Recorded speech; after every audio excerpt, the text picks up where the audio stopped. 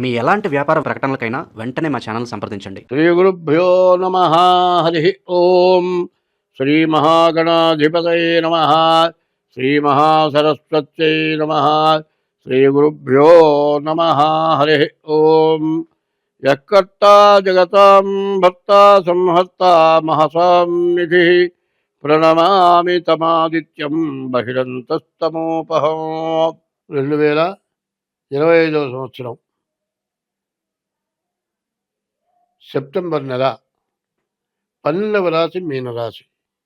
ఈ మీనరాశి ఫలితాలు చెప్పడానికే నాకు చాలా కష్టంగా ఉంది. మరి మార్చి 30 నుంచి ఏలినాటి శని ప్రారంభమైంది. ఈ శని వల్ల చాలా సమస్యలు, చాలా కష్టాలు, బాధలు ఎక్కువగా ఉన్నాయి. ఈ రాశి వాళ్ళకి బుధుడు కేతువు తప్పితే ఏ గ్రహం కూడా పూర్తిగా బాగా లేవు. కేతువు బుధుడు ఈ 2 గ్రహాలే బాగున్నాయి. మిగతా గ్రహాలు ఇవి కూడా పూర్తిగా బాగలేదు. బుధుడు బాగుండటం చేత వ్యాపారం సాగుతుంది. బుధుడు బాగుండటం చేత తిట్టిన వాడిని కూడా తిరిగి తిట్టే మనస్తత్వం లేకుండా ఓర్చుకునేటువంటి మనస్తత్వం ఉంటుంది. కానీ ఈ రాశివాళ్ళ పరిస్థితి, ద్వాదశంలో ఉన్న శని చాలా బాధలు పెడతాడు. ఈ శని వల్ల చెప్పటానికి వీల్లేనటువంటి ద్వాదశం నుంచి జన్మానికి వచ్చాడు శని, మీనానికి వచ్చాడు. మరి 2 సంవత్సరాల 6 మాసాలు మార్చి 30కి అయిపోయింది. మరి మార్చి 30కి మరి మీనానికి వచ్చాడు. ఈ 2 సంవత్సరాల 6 మాసాలు చాలా కష్టాలతో కూడుకున్నటువంటి సమయం. ఈ సమయంలో చాలా పుణ్యమైన కార్యాలు చేయాలి. ఈ పుణ్యమైన కార్యాలు ఎట్లా చేయాలి? తులసి మొక్కను పెంచాలి, తులసిని పూజించాలి. తెల్లవారుజామున లేచి కాలు కింద పెట్టకుండా నేలని చేత్తో తాకి నమస్కారం చేయాలి. ఎట్లా? సముద్ర వసనే దేవి పర్వతస్థన మండలే విష్ణుపత్ని నమస్తుభ్యం పాదస్పర్శం క్షమస్వమే. భూదేవి మీద కాలు పెడుతున్నాం, మన పాపంతో భూదేవి మీద కాలు పెడుతున్నాం, తల్లి మా తప్పు క్షమించమని ఆమెకి దండం పెట్టాలి. తర్వాత నీ గ్రహాలు బాగుండలేదు కాబట్టి ఈ గ్రహాలు బాగుండాలంటే ఈ అరిచేతుల్లోనే నవగ్రహాలు ఉన్నాయి. తర్వాత ఈ అరిచేతులు చూసుకొనేమనాలి. మరి కరాగ్రే వసతే లక్ష్మి, చేతి చివర లక్ష్మి, కర మధ్యే సరస్వతి, చేతి మధ్యలో సరస్వతి, కర మూలేతు గోవింద, చేతి మొదటి భాగంలో పార్వతి అమ్మవారు. మరి కర మూలేతు గోవింద. ప్రభాతే కర దర్శనం. నిద్ర లేవంగానే స్నానం చేయక్కర్లా, పాచమొహం కడుక్కోకర్లా, ఆ చేతులు చూసుకొని లక్ష్మిని, పార్వతిని, సరస్వతిని దర్శించిన ఫలితం కలుగుతుంది. అయితే సూర్యోదయానికి ముందుగా లేచి ఈ పని చేయటం. లేచి ముందు పాచమొహం కడుక్కొని స్నానం చేసి సూర్యుడి దగ్గరికి వెళ్ళి నమస్కారం చేయాలి. మరి ఉదయం బ్రహ్మస్వరూపం, పొద్దురుపూట బ్రహ్మ, మధ్యాహ్నంతో మహేశ్వరం, మధ్యాహ్నం పూట మహేశ్వరుడు, సాయంకాలం స్వయం విష్ణు, త్రికాలం వహ దివాకరం. 3 కాలాల్లో 3 రూపాలతో పరమేశ్వరుడు ఉంటాడు.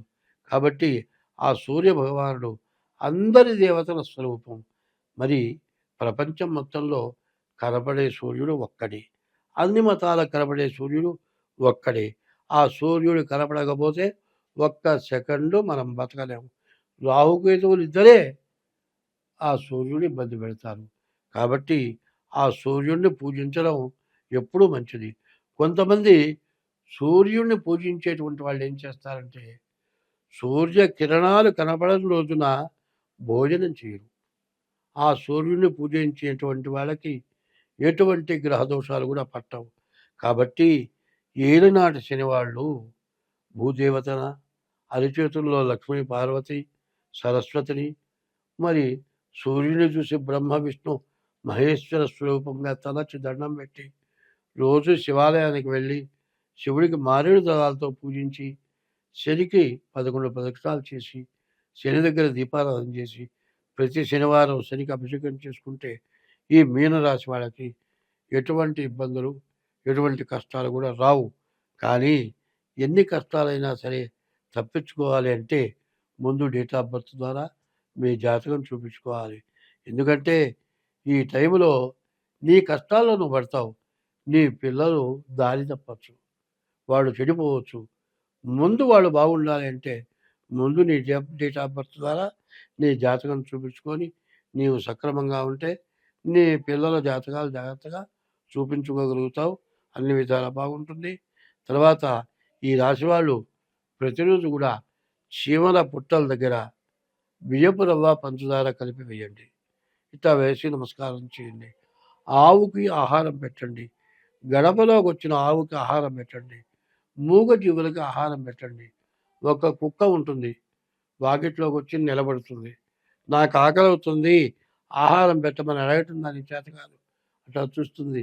మనం కనపడితే బహు బహు నడుస్తుంది. బహు బహు నడవటం తప్పితే దానికి ఏం తెలియదు. మరి దానికి కాస్త ఆహారం పెట్టండి. అదే మరి ఆవు అంబా నడుస్తుంది. అంబా అంటే అమ్మవారిని, పార్వతి అమ్మవారిని నడుస్తుంది. అటువంటి ఆవుకి రోజు ఆహారం పెట్టండి. సమస్త పాపాలు పోతాయి. మీ ఏలినాటి శని దోషాలు పోతాయి. అన్ని విధాలా బాగుంటుంది. మీ డేట్ ఆఫ్ బర్త్ ద్వారా జాతకం, లేకపోతే హస్తసాముద్రి ద్వారా మీ జాతకం చూపించుకోండి. ఈ టైంలో మీరు ఎంత జాగ్రత్త పడతారో మీరంతా సుఖ సంతోషాలతో ఉంటారు. పైన ఈ రాశి వాళ్ళు వినాయకుడిని పూజించాలి. వినాయకుడిని ఎందుకు పూజించాలి?